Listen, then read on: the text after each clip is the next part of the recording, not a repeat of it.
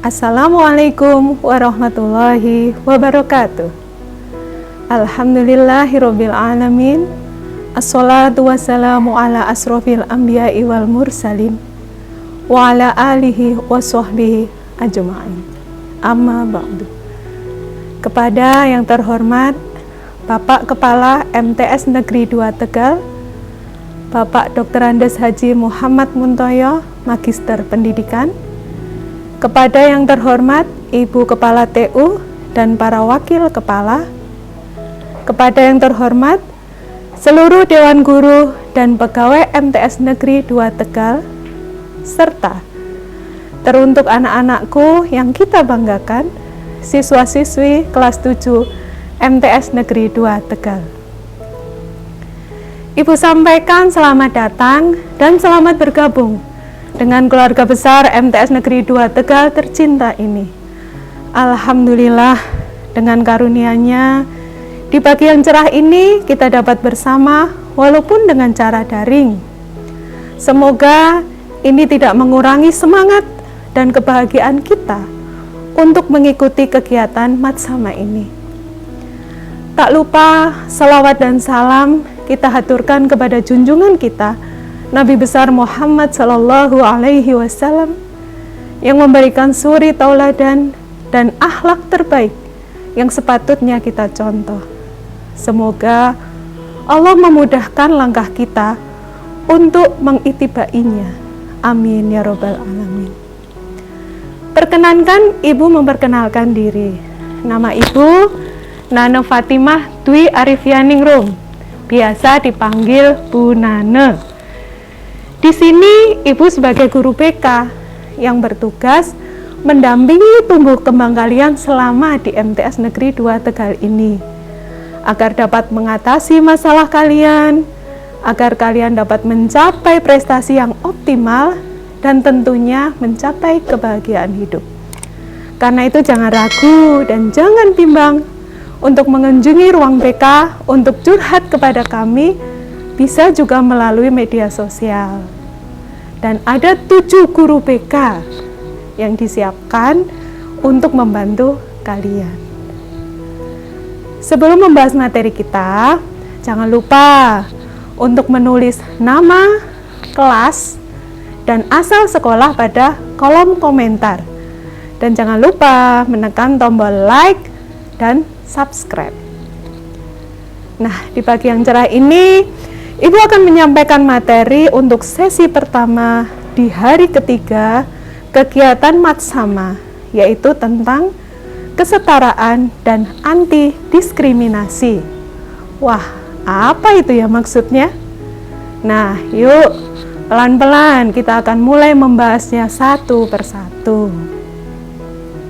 Dalam materi ini, yaitu materi kesetaraan dan anti diskriminasi, kita akan membahas tentang 6 hal, yaitu yang pertama, pengertian dan tujuan kesetaraan. Yang kedua, dasar hukum kesetaraan. Yang ketiga, contoh kesetaraan di lingkungan kita. Yang keempat, pengertian anti diskriminasi. Yang kelima, jenis-jenis diskriminasi. Dan yang keenam, terakhir, cara kita agar terhindar dari sikap diskriminasi. Nah, Ibu mulai dari sini. Coba kita renungkan, sebagai bangsa Indonesia, kita harus menyadari bahwa Indonesia merupakan negara kepulauan yang terdiri dari ribuan pulau, membentang dari barat sampai ke timur, dari Aceh sampai ke Papua. Begitulah luasnya kondisi geografis kita. Keluasan ini akan menciptakan berbagai keragaman budaya, suku, bahasa, adat istiadat, perilaku, juga kebiasaan yang sangat berbeda-beda.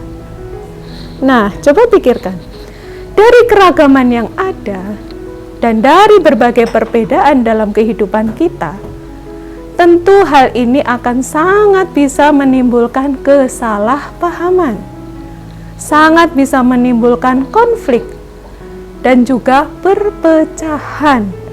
Wah, Bahaya ya. Untuk itu, kita membutuhkan suatu sikap agar dapat mengatasi semua itu, agar semua itu tidak terjadi. Apakah sikap itu? Yaitu yang kita sebut dengan kesetaraan. Kalian mau tahu apa kesetaraan itu? Yuk kita bahas untuk materi pertama kita, yaitu pengertian dan tujuan kesetaraan. Kesetaraan berasal dari kata setara, yang artinya adalah sejajar, sama tingginya, sama tingkatannya, sama kedudukannya, sebanding, sepadan, dan seimbang.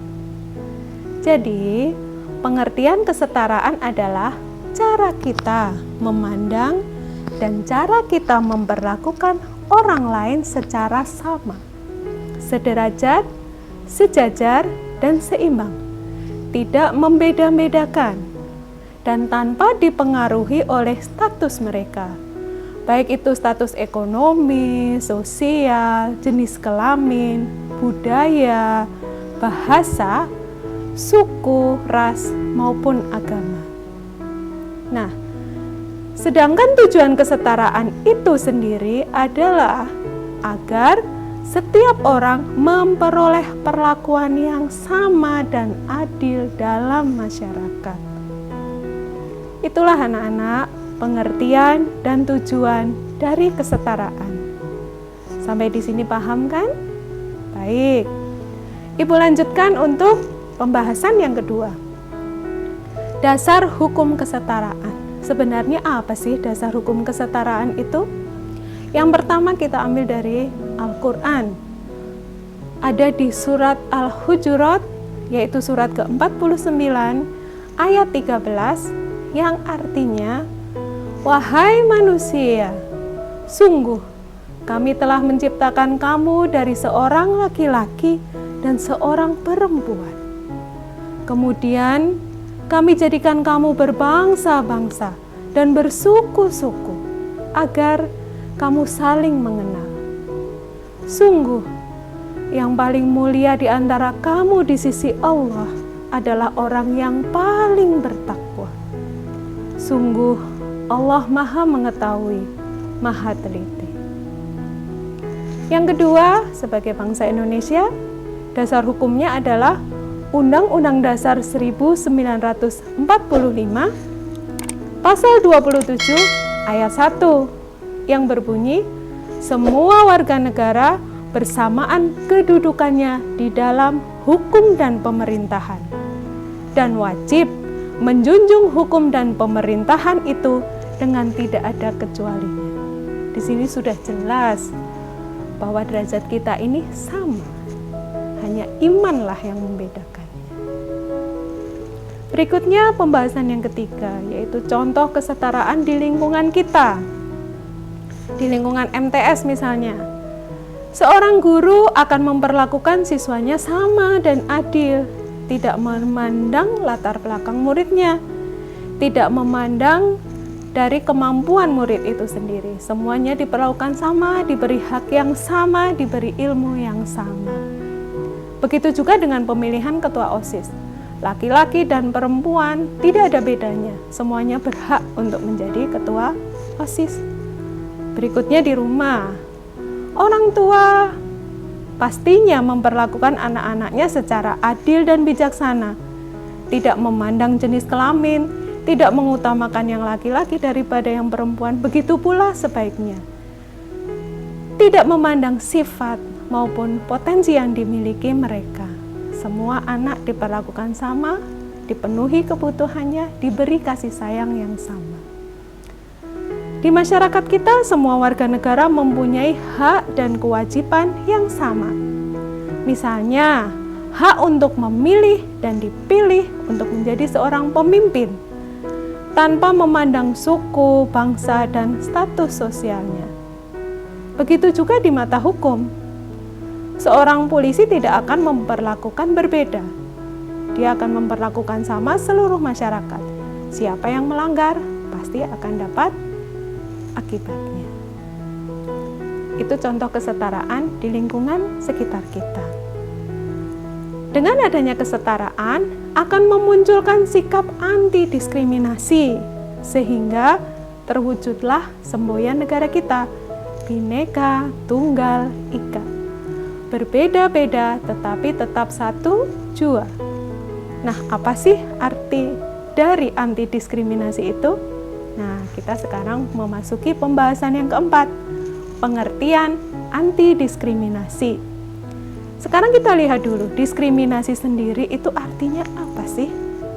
Diskriminasi itu adalah sikap, tindakan, dan perilaku yang tidak adil, yang tidak seimbang atau membeda-bedakan antara satu orang dengan orang yang lain, membeda-bedakan antara satu kelompok dengan kelompok yang lain.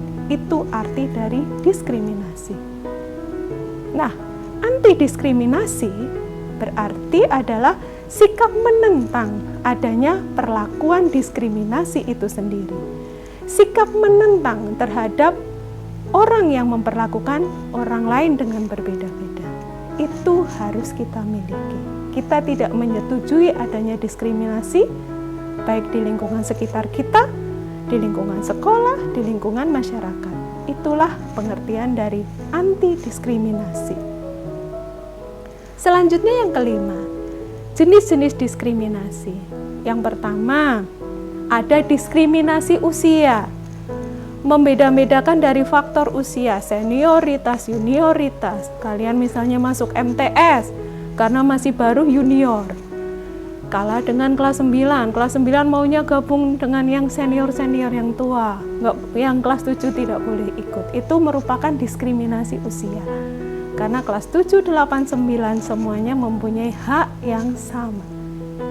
Yang kedua, contoh diskriminasi atau jenis diskriminasi adalah diskriminasi gender. Gender itu adalah memperlakukan sesuatu dengan tidak memandang jenis kelamin. Jadi sama, laki-laki dan perempuan punya hak yang sama, punya peluang yang sama. Batasnya apa?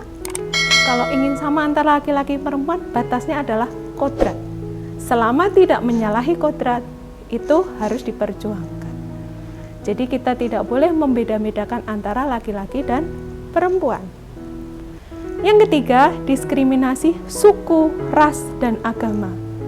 Membeda-bedakan suku, oh itu bukan orang Jawa, aku nggak mau berteman sama dia. Itu tidak boleh. Begitu juga dengan agama. Yang keempat, ini yang kasihan ya, diskriminasi disabilitas. Kalau kita melihat kaum disabilitas, yaitu yang mempunyai cacat, yang mempunyai kekurangan, itu sangat tidak layak kalau kita membeda-bedakannya. Mereka punya peluang yang sama, mereka punya hak yang sama. Bahkan ada para olimpik, yaitu olimpiade khusus bagi penyandang disabilitas. Dan mereka, Masya Allah, hebat sekali di situ. Dan yang selanjutnya adalah diskriminasi status sosial ekonomi. Nah, ini yang kaya berkumpul dengan yang kaya, tidak mau bermain dengan yang miskin. Ini sama sekali tidak diperkenankan. Nah, itulah contoh-contoh jenis-jenis diskriminasi yang tentunya kita harus punya sikap anti diskriminasi di sini agar semua itu tidak terjadi di sekitar kita. Nah, ini yang terakhir. Pasti kita tidak ingin sikap diskriminasi itu menjadi milik kita. Kita inginnya kita melaksanakan kesetaraan, kita inginnya menjadi orang yang anti diskriminasi. Nah, bagaimana agar terhindar dari sikap diskriminasi itu? Ada 3 caranya. Yang pertama, kita harus benar-benar menyadari bahwa manusia mempunyai kedudukan yang sama di hadapan Sang Pencipta. Sama kedudukannya.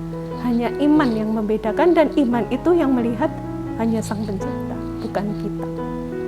Yang kedua, kita harus meyakini bahwa setiap manusia itu sesungguhnya istimewa. Istimewanya di mana? Setiap manusia itu pasti punya kelebihan dan kekurangannya masing-masing. Tidak ada satu manusia punya kelebihan, nggak ada kekurangannya, itu tidak ada. Atau satu manusia dipandang punya kekurangan saja tanpa kelebihan, tidak ada. Allah menciptakan manusia itu istimewa. Ada kelebihannya, ada ada kekurangannya. Nah, masing-masing harus menghargai hal itu. Dan cara yang ketiga adalah kita harus menanamkan pada diri kita sendiri, mulai dari diri kita sendiri, nilai-nilai anti diskriminasi dan kesetaraan. Kita yakini bahwa itulah yang benar, kita yakini bahwa itu harus kita lakukan. Paling tidak kita mulai dari diri kita sendiri. Baik anak-anak, itulah 6 hal yang kita bahas tadi. Marilah kita mulai semuanya dari kita sendiri, sehingga orang lain akan melihat dan akan menirukan. Nah, jadilah siswa yang menghargai kesetaraan dan anti diskriminasi agar hidup kita menjadi nyaman, tentram, damai, dan banyak teman. Demikianlah materi kesetaraan ini Ibu sampaikan. Semoga bisa dipahami dan diamalkan dalam kehidupan sehari-hari. Nah, sebelum saya akhiri pertemuan daring kita kali ini, tak lupa Ibu ingatkan pada kalian, dalam menjalani masa pandemi ini, ingatlah untuk senantiasa berdoa pada Allah. Tingkatkanlah ibadah kalian, tetaplah bersabar, dan selalu mematuhi anjuran pemerintah untuk menjalankan protokol kesehatan. Oke? Semoga pandemi ini segera berlalu. Salam semangat selalu. Wabillahi taufiq wal hidayah. Wassalamualaikum warahmatullahi wabarakatuh.